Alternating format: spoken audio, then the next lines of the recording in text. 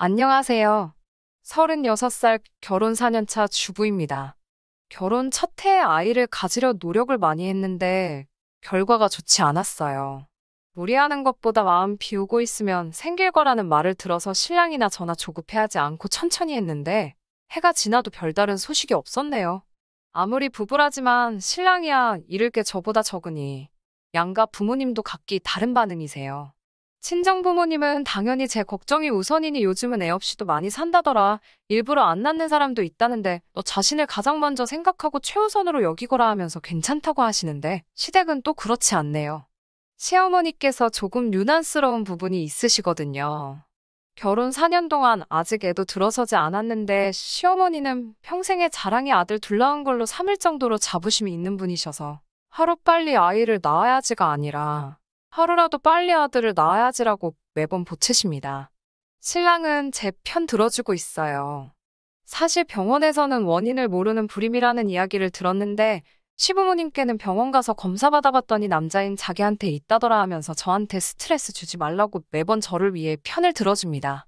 누구보다 아이 갖고 싶어하는 저인데 자기 때문에 그런 거라고 하면서요. 그럴 때마다 고마운 마음보다 앞서는 게 미안한 마음이에요.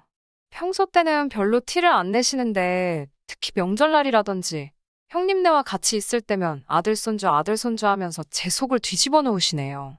저희보다 4년 앞서 결혼하신 아주버님네는 결혼하자마자 시어머니가 원하시는 아들 손주를 갖는데 성공하셨거든요. 그러니까 매번 신랑이 시어머니께 아이가 없는 게 자기 탓이라고 저를 변호해주지만 시어머니께는 씨알도 먹히지 않습니다. 첫째 보라고 하면서 시가 좋다 보니 저렇게 결혼하자마자 아들을 가졌는데 둘째인 너도 다를 게 뭐가 있겠느냐며 은근슬쩍 문제가 있다면 저한테 있을 거라고 확신을 가지고 계세요. 병원 검사 결과에 따르면 정말 신랑이나 저나 아무 문제 없는 상황이지만 말이에요. 아무튼 말씀은 그렇게 하지만서도 이미 저희가 결혼했을 때 대를 이을 수 있는 장손이 있음에도 불구하고 시어머니께서 저희에게 아들을 바라는 데는 다른 이유가 있습니다. 아주버님과 저희 신랑을 비교해봐도 신랑이 훨씬 더 똑부러진 남자입니다. 제 남편이라서 파리안으로 굽은 게 아니고 실제로 그렇습니다. 아주버님이 나이도 신랑보다 3살이나 더 많지만 직접 마주 대하면 아직도 철이 덜 든 사람 같아요. 첫째라서 오냐오냐 잘한 부분도 한몫하는 것 같지만 전반적으로 봐도 둘이 형제가 맞나 싶을 정도로 너무 달라요. 제 신랑은 경우도 바르고 대학도 소위들 말하는 명문대학교를 나와 대기업에 다니고 있습니다. 성실한 데다가 검소함까지 겸비해서 저와 결혼할 때도 시부모님께 어느 정도의 생활비를 드리고 있었음에도 불구하고 모아놓은 돈도 상당했어요. 중간중간 자신이 확신을 느끼는 게 있으면 과감하게 투자를 해서 재테크에도 소질이 있었고요. 정말 제 남편 자랑하는 것처럼밖에 안 보이겠지만 겸손하기까지 합니다. 그래서 결혼을 준비하던 중에 아주버님을 처음 뵈었던 때에는 정말 형만한 아우 없다는 말이 무색할 정도였어요. 아주버님은 예의도 없고 철도 왜 그렇게 없으신지 나중에는 술이 잔뜩 취해가지고는 재수씨 옆에 앉아서 술 좀 따라봐 하면서 제 팔을 잡아 끌어당기까지도 했어요. 다행히 그 무례한 상황에서 신랑이 대번에 형 뭐하는 짓이냐며 성질내고 자리를 끝내버리고 저를 데리고 나와줬습니다. 솔직히 그때 오만정이 다 떨어져서 결혼이고 뭐고 뒤집어 엎을까 했는데 제가 아주버님하고 살 것도 아니고 아주버님은 서울에서 가까운 중소도시에 거주하고 있었기 때문에 딱히 마주칠 일이 없었거든요. 형님도 마찬가지입니다. 신랑하고 아주버님을 비교하기는 했지만 아무래도 제가 제 스스로 남과 저를 비교하기는 뭐하니 별다른 말은 쓰지 않으려고요. 그래도 제 눈에 안경이라는 말이 괜히 있는 게 아닌가 싶은 게 형님도 굉장히 진중하지 못한 성격이고 자기중심적이기까지 합니다. 뭐 아무튼 아주버님이 제 신랑과 비교했을 때 그 어떤 점도 괜찮은 부분이 없다는 걸 시부모님께서도 알고는 계셨던 거예요. 하지만 시어머니가 아주버님네보다 저희들에게 더 기대를 하고 계신 건 두 형제 간의 직업적인 차이 때문만은 아니에요. 저희 집은 제가 어릴 때 무역상 하시던 아버지가 대박이라고까지 하긴 그렇지만 운 좋게 큰 수입을 올린 해가 있었고 어머니께서도 감이 좋으셔서 그때 사놓은 부동산들 덕분에 집에 자산이 조금 많은 편이에요. 그래서 신혼집을 구하는 대신에 친정아버지 명의로 되어 있는 강남에 있는 아파트를 증여받기도 했습니다. 저도 딱히 회사는 다니고 있지 않지만 또 친정아버지 명의로 된 상가에서 감성 카페를 운영하고 있어요. 커피를 직접 배우거나 하지는 않았지만 제가 전공했던 인테리어를 10분 활용해서 젊은 층이 사진 찍으러 많이 오는 카페로 코로나도 비껴갔다는 소리를 들을 정도로 장사가 잘 되는 편입니다. 가장 극심했던 작년 여름에도 입장에서 사진 찍으려고 줄을 설 정도로 장사가 잘 되었고, 달에 제가 가져가는 수입만 해도 대기업 다니는 우리 신랑 기죽을 만큼 많이 벌어요. 그렇다고 제가 진짜 돈으로 신랑 기죽이는 건 아니고요. 안정적인 직장에 복지까지 있는 회사 다녀주는 신랑 덕에 제가 득을 보는 것도 있죠. 아무튼 저희가 아주버님네에 비해서 경제적으로 넉넉하니 시어머니는 아주버님네 아이가 아들 장손이라고 하지만서도 은근 저희한테도 아들이 있었으면 하시는 부분이고요.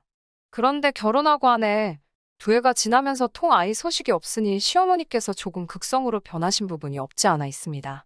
신랑 앞에서 저한테 뭐라 한 소리만 했다 하면 신랑이 두 팔 걷고 나서서 시어머니와 대립을 하는 걸 알고 계시니 저와 신랑이 둘이서 같이 있는 자리에서는 딱히 별다른 말씀을 하지 않으시는데 그렇게 저에게 개인적으로 전화를 하세요. 일하느라 바빠서 전화를 못 받는다 치면 그걸로도 뭐라고 하시고 그런 일이 종종 있어서 신랑한테 이야기를 했더니 여느 때처럼 신랑이 시어머니께 한 소리를 했나 봐요.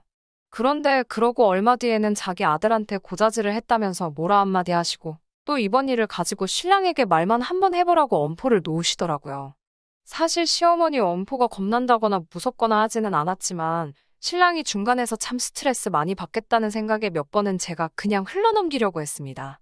작년 일인데 작년에 마침 딱 SNS에서 제가 운영하는 카페가 인기를 끌어서 손님이 정말 끊임없이 들어오던 시절이 있었어요.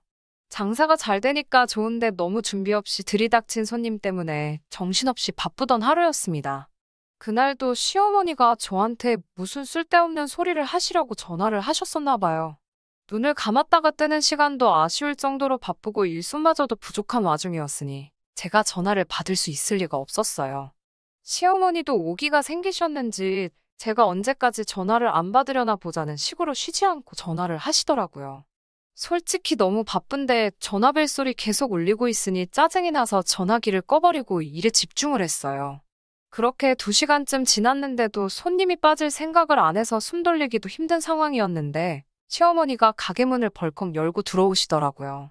가게 밖으로 줄 서 있는 사람들이 있는데 줄도 무시하고 들어오니 문 앞에 서 있던 사람들하고 시비가 붙었어요. 아줌마, 사람들 줄 서서 있는 거 안 보여요? 하고 묻는데 시어머니는 줄 서고 있던 그 사람에게 나 여기 사장 가족이라고 하면서 똑바로 알아보고 물어보라는 식으로 따지시더라고요. 저는 장사하는 입장이고 소셜 네트워크에 달리는 댓글에 따라서 장사가 잘 되나 안 되나 정해지는 유행 타는 카페인데 사장 가족이라고 말하면서 손님에게 시비를 걸고 계시니 제가 아무리 바빴어도 가만히 있을 수가 없었어요. 실갱이하는 손님과 시어머니 사이로 비집고 들어가서 손님께 제가 대신 죄송하다고 사과를 드리고 카페 안쪽에 제가 사무실로 모시고 들어갔죠.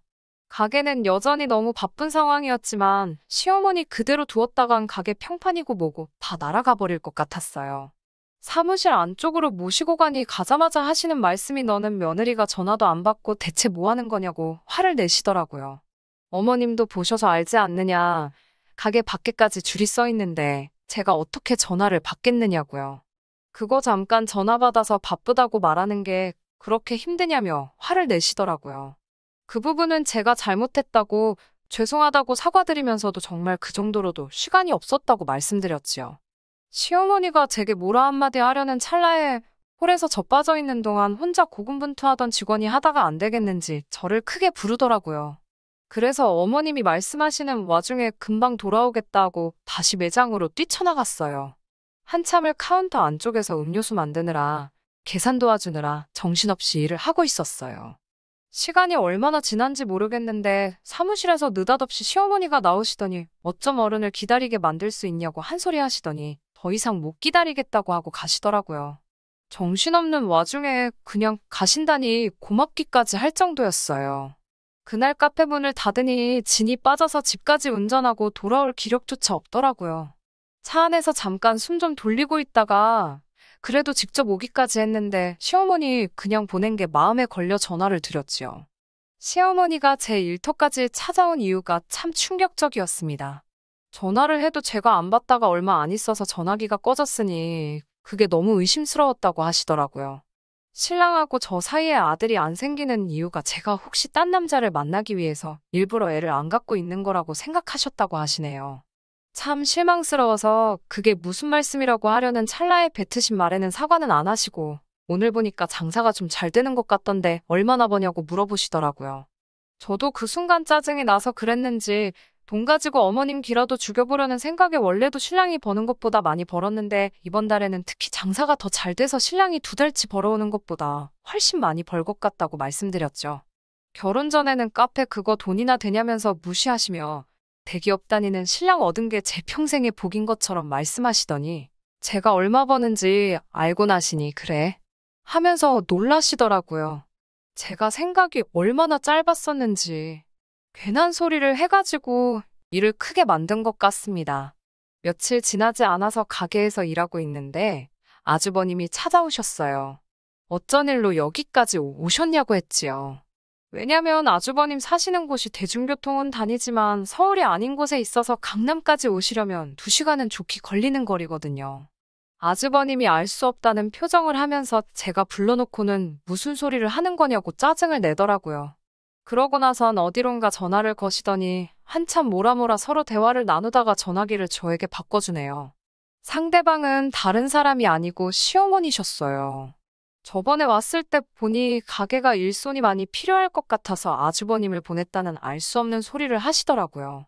아무리 제 카페가 원두를 업체에서 받아와서 하고 있기는 하지만 음료수들 일체 다 각각 고유한 레시피로 정성 들여 나가는 곳이거든요.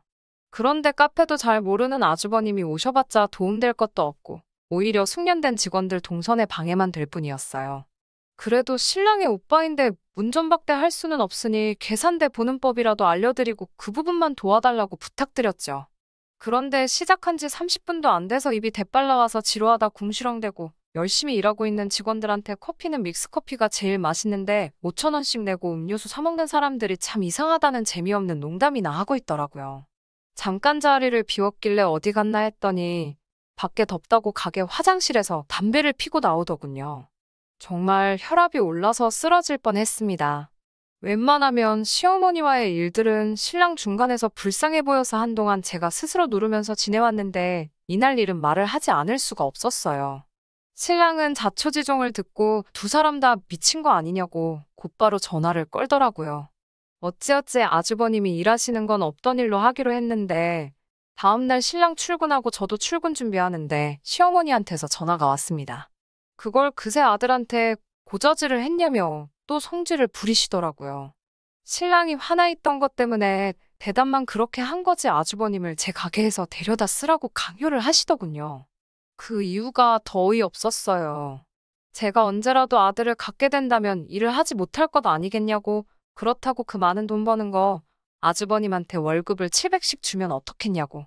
놀랄 틈도 없이 무슨 월급을 700씩 주냐고 했죠. 당장 가게에 혼자서 다 도맡아 하는 직원이 그거 반도 못 받고 일하는 건 알고나 있으시냐 말하니 가족끼리 서로 도와야지 가족한테 주는 돈이 아깝냐고 하시더라고요. 자꾸 태어나지도 않은 아들 운운하시면서 제가 앞으로 육아 때문에 일을 못하게 되면 자기 가게인 것처럼 신경 써줄 사람이 아주버님 말고 또 어디 있겠냐라고 하시면서요. 더 말도 하기 싫어서 딱 잘라 거절하고 그럴 일은 없을 거라고 말씀드렸어요. 신랑한테 말하니 신랑도 잘했다고 너무 마음 쓰지 말라고 말하더라고요. 그 뒤로 그냥 저도 가족으로서 며느리로서 할 도리만 하고 지내고 있었어요. 거리를 두려고 하는 걸 눈치채셨는지 시어머니도 그때부터 저희에게 아들 낳으라는 말 따로 안 하시고 명절날이나 가족들 모이는 일이 있을 때 대놓고 아주버님네 더 챙기면서 편애를 하기 시작하셨죠. 서운한 마음이 없었다면 거짓말이겠지만 그래도 크게 신경이 쓰이거나 하지 않았어요. 워낙 방법이 유치했으니까요. 오히려 해방된 것 같아 마음 하나만큼은 편했죠. 그렇게 거리 두면서 별탈 없이 잘 지내고 있었는데 시어머니가 아주버님하고 형님 대동해서 저희 집까지 찾아오셨습니다. 연락도 없이 오신 터라 주변에서 배달 음식 몇 개 시켜다가 후다닥 상 차려내고 저녁 식사를 하고 있는데 정말 말도 안 되는 요구를 하시더라고요.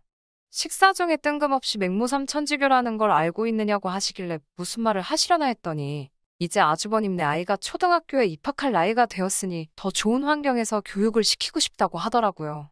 의도를 모르니 조기 교육이 중요하다더라. 좋은 결정인 것 같다 뭐 이런 식으로 장단 맞춰주고 있었는데 무슨 계획이라도 있는 줄 알았더니 대뜸 하시는 말씀이 저희는 월세방을 구하던지 해서 나가 살고 지금 살고 있는 이 집을 아주버님네 아이가 대학교 들어갈 때까지 살게 너네가 양보를 하라고 하시더군요. 어이가 없어서 자식 교육 좋은 데서 시키고 싶으면 월세방은 형님이 구해서 살면 되지 왜 우리가 이 집을 양보해야 하냐고? 이 집 결혼할 때 우리 돈 한 푼 들어간 거 없는 장인어른이 마련해 주신 집이다. 우리 가족 중에 그 누구도 이 집을 양보하란 말 할 수 있는 사람 아무도 없다고? 제가 말하기도 전에 신랑이 나서서 어머님께 큰 소리를 치더라고요. 그랬더니 형님이 월세방에 살면 아이가 무시당한다고 하더라고요. 요즘 애들이 그런 거 더하다고 학군도 중요하지만 인맥도 중요한 법이라면서 어려서부터 한 동네에서 같이 자란 친구들이 다 자기네 아이한테 좋은 재산이 될 거라고 설명을 하대요.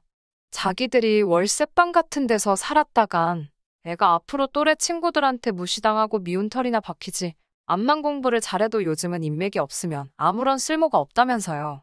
뭘 믿고 저리 당당한가 했더니 시어머니 하나 믿고 저러고 있는 거더라고요. 장선이 잘 돼야 집안에 기강이 서는 법이라면서 너네는 애도 없고 둘이서 돈도 잘 벌고 있는데 이렇게 넓은 집에서 둘이서 살 필요가 뭐가 있냐고 다 가족이 잘 되기 위해 그러는 거니 저희가 반드시 양보를 해야 한다. 돈을 달라고 하는 것도 아닌데 뭐 그렇게 어렵게 구느냐 이런 식으로 말을 하더라고요. 정말 사람이 염치가 없어도 이렇게 없을 수가 있는지 이건 되고 안 되고를 논할 문제도 아니라고 말도 안 되는 소리 하실 거면 그냥 돌아가시라고 말을 했어요. 신랑도 더는 들을 가치도 없다고 오랜만에 오셔서 무슨 말을 하시는가 했더니 무슨 말도 안 되는 억지를 부리고 계시냐고 같이 한마디 했어요. 그랬더니 시어머니가 대뜸 화살을 저한테 돌리더라고요. 결혼하기 전에는 우리 신랑이 가족들을 위해 헌신하고 이런 일로 속 썩인 적이 한 번도 없었는데 이게 다 저 때문이라면서요. 제가 자기 아들을 홀려서 가족도 버리는 냉혈한으로 만들었다고 제 탓을 시전하더라고요. 아주버님도 가세해서 그때 제 카페에서 하루만 일하고 내쫓겼다는 이야기를 하면서 어떻게 사람이 그렇게 차가울 수 있냐고 하더라고요. 자기가 오며 가며 교통비에 시간을 얼마나 허비했는데 일당만 주고 보낼 수 있냐고 하는데 그날도 제가 그냥 보내기엔 마음이 그래서 20만 원을 챙겨드린 거였거든요. 어디 가서 일당으로 20만 원 주는 곳이 있냐고 저도 지지 않고 말하고 있는데 애도 없는 사람들이 그 돈 벌어서 무덤에 가져갈 거냐고 그렇게 안 받는데 이제 보니 돈 욕심도 많고 가족들도 모르는 사람이라고 혀를 차기 시작했어요. 서로 언성이 커지고 있는 가운데 지켜보고만 있던 신랑이 소리를 지르면서 밥상을 뒤집어 버리고 평소에도 어떤 일이 있어도 평정심 유지하면서 화 한 번 안 내던 사람이 그러고 있으니 아무리 가족들이라도 신랑 눈치 보면서 조용히 밖을 나가더라고요. 거실은 신랑이 엎어버린 밥상 때문에 개판이 되어 있었어요. 제가 치우려고 하는데 자기가 그런 거니 자기가 치우겠다고 잠깐 혼자 있고 싶으니 혼자 치우게 해달라고 부탁을 하더라고요. 방으로 들어가 있는데 아무 소리도 나지 않아 문을 살짝 열고 남편을 쳐다봤어요. 등 돌려 쪼그려 앉아 바닥을 치우고 있는데 신랑의 등이 살짝 떨리고 있길래 가까이 다가가니 울고 있더라고요. 저한테 미안하다고 정말 미안하다고 몇 번이나 사과하고 앞으로 자기는 가족들 안 보고 살아도 되니까 우리 둘이서라도 행복하게 살자고. 원래는 저런 사람들이 아니었는데 왜 그런지 모르겠다면서 아무리 싫어도 너무 미워하지는 말아달라고 부탁을 해왔어요. 지금은 시댁 식구들하고 일절 연락도 끊고 안 보고 살고 있습니다. 가족의 연이란 게 그렇게 쉽게 끊어지지 않는다는 건 잘 알고 있어요. 지금 그 누구보다도 신랑이 가장 힘들겠지요. 그동안은 걱정이 앞서서 시험관 같은 시술은 생각도 해본 적이 없습니다. 그래도 이번에는 용기 내서 시도해보려고 해요. 언제까지 자기 가족들과 등을 돌릴지는 모르겠지만 저를 위해서 가족들까지 저버린 남편에게 조금이나마 위안과 행복을 줄 수 있다면 어쩌면 그게 지금 제가 할 수 있는 최선이 아닐까 하는 생각을 해보며 이렇게 이만 사연 줄이도록 하겠습니다. 끝까지 들어주셔서 감사합니다. 오늘의 사연은 여기까지입니다. 구독과 좋아요, 알람 설정 부탁드리고 더 좋은 사연으로 다시 찾아뵙겠습니다. 감사합니다.